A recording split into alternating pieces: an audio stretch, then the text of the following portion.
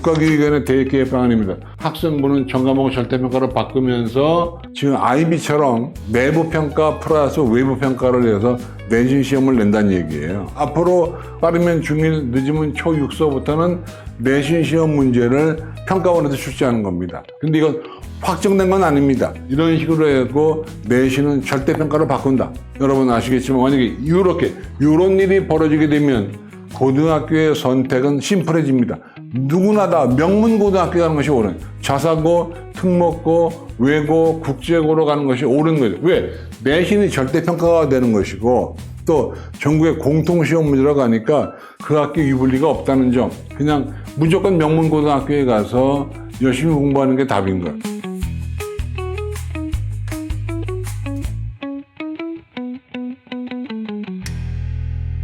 반갑습니다. 이만기입니다. 오늘 우리가 얘기할 내용이 상당히 격변기의 변화가 있기 때문에 그 변화가 있는 내용을 중심으로 제가 설명드리도록 하겠습니다. 사실 이제 원래 정상대로라면 지금 중학생들은 제도의 변화가 없어야 됩니다. 그런데 이게 세상이 정상이 아니다 보니까 많이 왔다 갔다 합니다. 이를테면 이제 하나씩 볼게요. 오늘 이제 특히 잘 들으셔야 될 내용이 고1, 중1, 초6에 해당되는 분들은 잘 들으셔야 되는데, 그런데 오늘 아침 뉴스를 들으니까 또 새로운 뉴스가 나와서 그런까지 포함해서 제가 설명을 드릴게요. 제가 오늘 강의 들어오기 전에 유튜브 게시판을 보니까 어떤 분이 이렇게 썼어요. 강남에서 고교 선택할 필요 없음. 내신 헬. 맞는 얘기입니다. 사실 강남에서는요, 어떤 고등학교를 가더라도 내신이 불리해서 내신 가지고 뭔가 이루려고 하는 것은 좀 어려움이 있죠. 그래서 이제 제가 볼 때는 이제 강남 쪽은 어떤 고등학교를 가냐에 따라서 나의 전략이 달라지는 거지, 어떤 전략을 세우고 어떤 고등학교 가는 것은 아니다라고 생각이 돼서 강남 친구들은 보통 이제 학생부 종합이나 논술이나 아니면 정시 모집에 올인하는 것이 낫다는 생각을 가지고 있고요. 정책의 변화인데 이 표를 좀 잘 보셔야 됩니다. 이 표를 잘 보셔야 되는 이유가 보세요. 2016은 올해 고3이에요. 올해 고3의 중요한 특징은 의대 모집 인원이 동결됐다. 3,058명으로 동결됐다는 것이고, 그 다음에 전공자율 선택제라고 하는 게 시행되고 있다. 2027, 올해 고2 애들입니다. 올해 고2 애들은 큰 변화가 없습니다. 2028, 올해 고1 같은 경우는 학점제가 본격 시행되고 2028 대입제도 개편안이 적용되는 그런 학년입니다. 그래서 교육부 전 대입제도가 바뀌게 되고 2022 개정교육과정이 있게 되고 해서 뭔가 좀 요란하게 바뀌는 건데, 그래서 쭉쭉 내려오다가 문제는 여기서 걸립니다. 뭐냐면 원래 이 한 번 제도가 결정이 되면 한 5년 정도 가는 것이 일반적이긴 한데요. 어떤 일이 벌어지냐면 이런 게 있습니다. 올해 중3 같은 경우는 큰 변화가 없을 거예요. 그러니까 올해 고1과 똑같이 2028 제도에 의해서 고1과 똑같이 진행되고 있을 것이 분명한데, 문제는 올해 중2입니다. 근데 제가 뭐라고 쓰냐면 변화 없을 듯 해놨잖아요. 그런데 문제가 뭐냐면 우리나라엔 교육부가 있고요. 국가교육위원회가 있습니다. 국가교육위원회가 앞으로 제도를 결정합니다. 그러니까 앞으로 제도의 결정은 교육부가 하는 것이 아니라 국가교육위원회가 하는데, 국가교육위원회가 내년 3월까지 2027부터 2036까지 10개년 중장기 교육계획을 세워서 발표하게 되어 있습니다. 그래서 그에 의해서 대입제도가 바뀌게 되어 있는데, 만약의 경우에 정부가 바뀌면서 국가교육위원회가 바뀌는 김에 바꿔, 그래가지고 2026년 3월 내년에 중장기 계획을 발표하면서 동시에 대입제도 개편안도 발표하게 되면, 그러면 4년 예고제에 의해서 현재 중2부터 제도가 바뀔 수도 있습니다. 거의 그럴 가능성은 없다고 보지만, 만약에 정권이 바뀌고 현재 대입제도가 마음에 안 든다는 판단이 내렸으면 내년도에 중장기 교육계획을 세우면서 동시에 대입제도 개편안도 발표하게 되면 지금 현재 중2부터 제도가 바뀔 수 있다, 그 얘기예요. 그죠? 그 다음에 이게 문제죠. 2031은 뭐냐면 현재 중1입니다. 현재 중1은 이건 반반입니다. 그러니까 바뀔 수도 있고 안 바뀔 수도 있고, 왜냐하면 국가교육위원회가 2020년 내년 3월까지 중장기 교육계획을 발표하고 그로부터 1년 후에, 그러니까 내후년도 2월까지 대입제도 개편안을 발표하게 되면 현재 중1부터는 제도가 바뀌게 됩니다. 원래 윤석열 정부가 쭉 진행된다고 하면 원래 올해 중1부터 제도가 바뀌는 것이 원래 계획이었습니다. 그런데 이제 여러 가지가 바뀌면서 제가 볼 때는 공은 어디로 넘어갔냐면 2032년도 대입입니다. 현재 초등학교 6학년부터 아마 대입 제도가 바뀔 것 같습니다. 그래서 우리나라가 정상적으로 굴러간다고 하면 현재 고1에서 한 번 바뀌고 그 다음에 현재 초6에서 한 번 바뀌는 것이 정상적인 시스템인데 문제는 이제 정권 교체기가 되면 또 새로운 내용이 나올 수 있기 때문에 오늘 강의를 제일 잘 들어야 할 사람들은 제가 볼 땐 현재 중학생도 중학생이지만 현재 초등학교 6학년을 자녀를 가지신 분들은 잘 들으셔야 될 것 같습니다. 아, 화면 잘 보이네요. 그죠?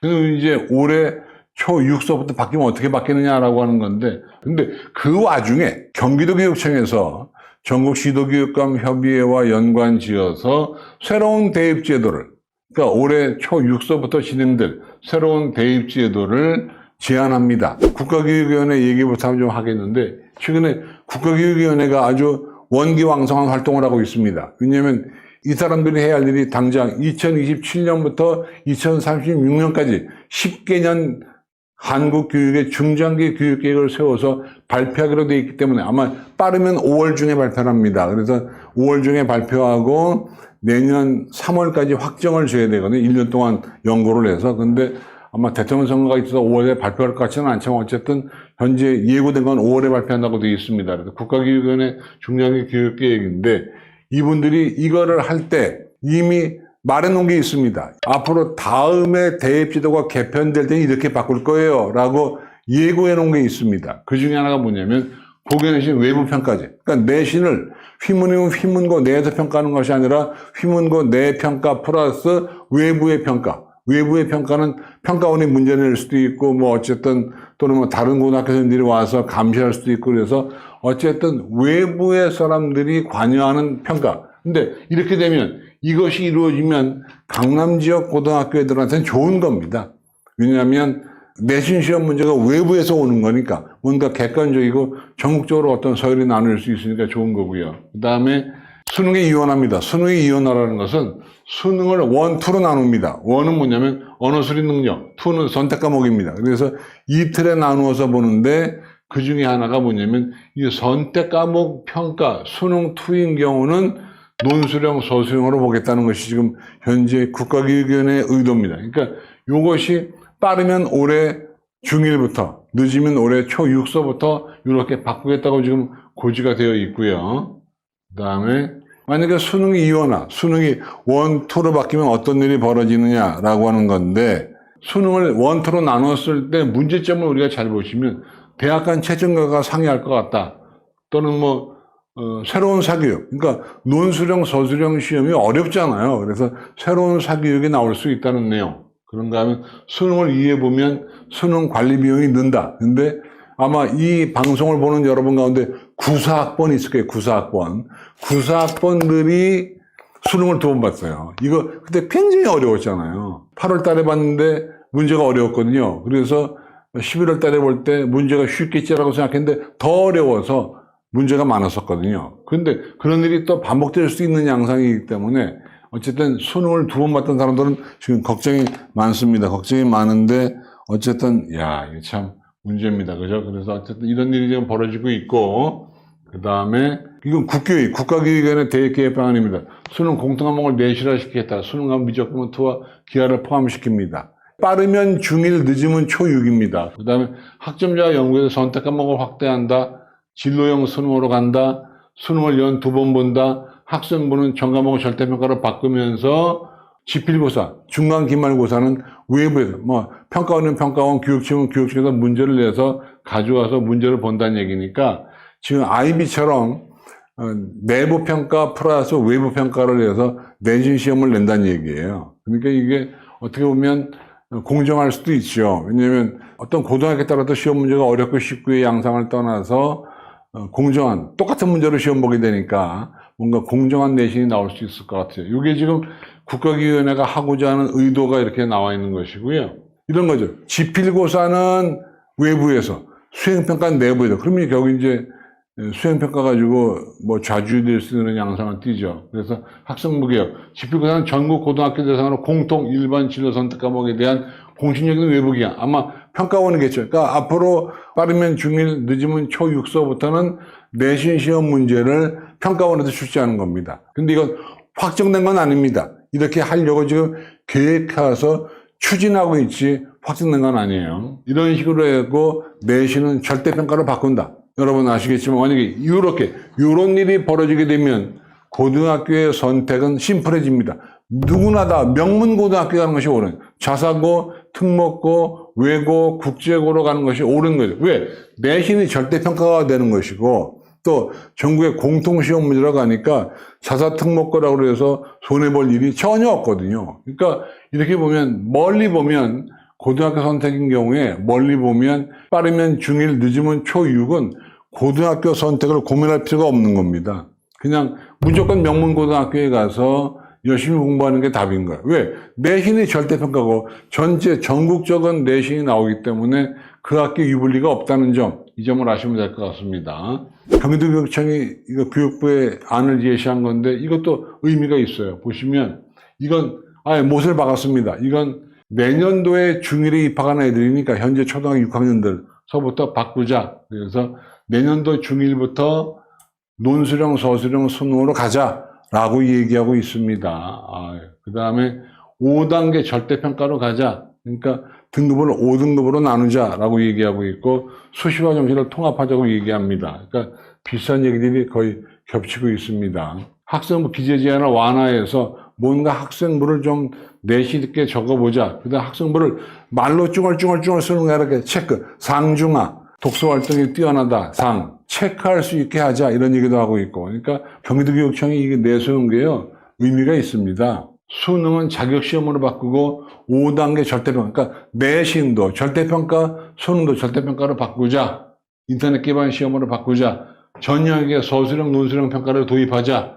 수능을 9월에 보자. 그리고 영어 듣기 평가는 없애자. 등등 이런 얘기들을 많이 하고 있습니다. 이건 경기도교육청 얘기인데요. 이것이 시도 교육감들하고 같이 협의가 된 거기 때문에 아마 교육부도 무시할 수 없을 것 같아요. 경기도교육청이 제시한 일종의 그 타임 스케줄입니다. 그래서 어떻게 9월에 수능 시험 보고 10월 말 11월 초에 고3 내신 평가를 하고 11월 3, 4, 7주에 학생부 마감을 하고 12월 초에 수능 성적표가 나오고 12월 중순에 수시와 정시를 통합해서 원서를 내고 이렇게 되는, 그러니까 학사 일정이 제대로 이루어지는 이런 양상을 띄자고 경기도교육청이 얘기하고 있습니다. 엊그제 어떤 일이 벌어졌냐면 지방대학, 그러니까 사실은 이건 윤석열 정부 아래에서 나온 정책이니까 실제로 진행될지는 아직 몰라요. 그런데 최근에 나온 건 뭐냐면 지방대학을 키워주겠다, 지역인재를 육성하겠다, 그런 관점 하에서 지역인재 전형 비율을 늘리는 겁니다. 그러니까